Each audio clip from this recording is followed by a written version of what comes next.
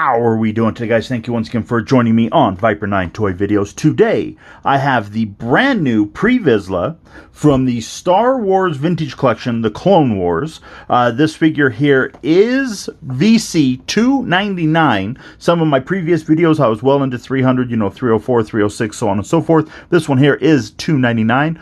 Brief little description on the back about how he was the governor of Concordia, Moon of Mandalore, and then behind closed doors, he led the Deathwatch, which was a pretty big twist. I remember the first time watching the cartoon for myself. It was like, wow, he really is evil. But here, real quick, let's go ahead and get this cut off the card. Memory serves me right, this is like the fourth time they've done pre-Vizsla.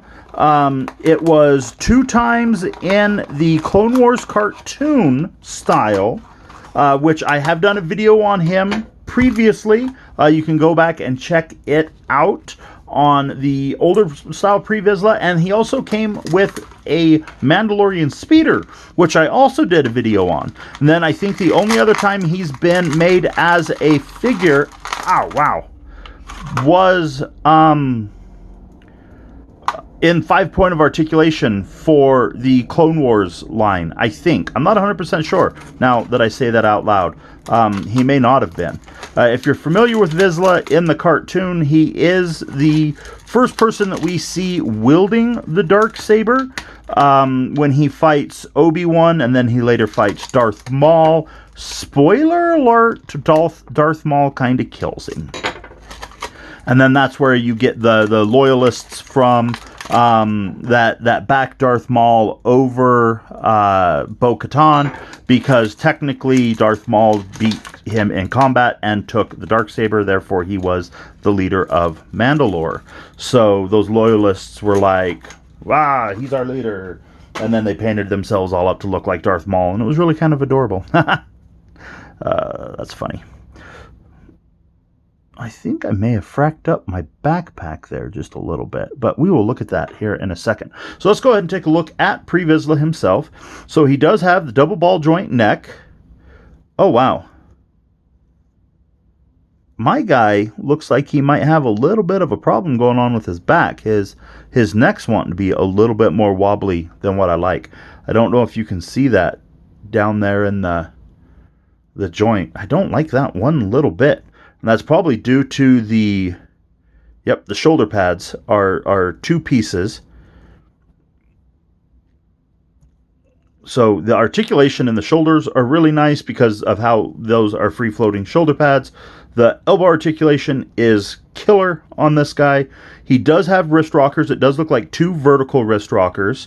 I love the detail on his gauntlets. Absolutely amazing.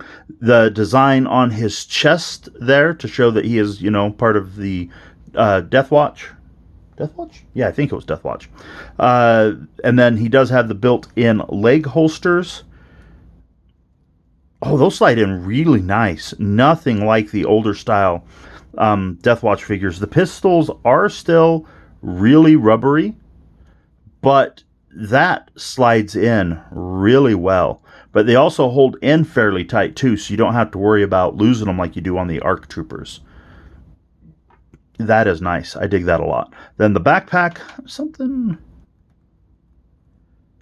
So that is a separate piece, but I don't think it removes. So you can see that there. That's wanting to move a little bit, but I don't think it actually comes out. Oh, and it's pegged too for the flames.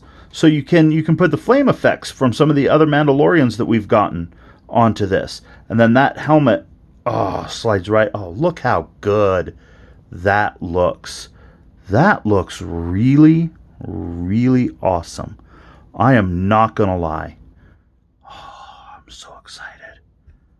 Whoops, as I bump my camera. Yay, bumping the camera.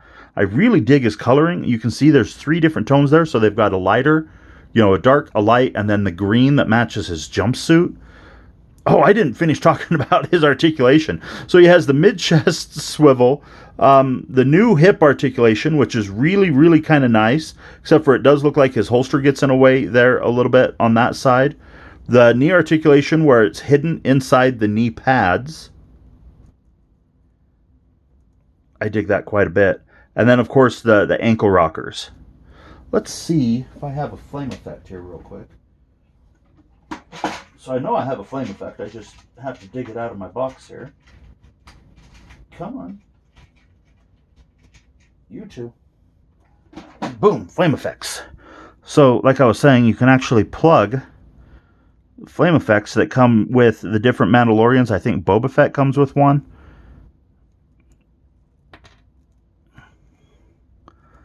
So you can plug those in. That's a nice touch. I really like that. And I think this is a new design of the backpack too. I don't recall any of the other Mandos having that particular design. And then, of course, he comes with the Darksaber. Like I said, he's the first Mando that we see wielding the Darksaber in the Clone Wars. Kind of goes over the lore on that, and he fights Obi-Wan with it.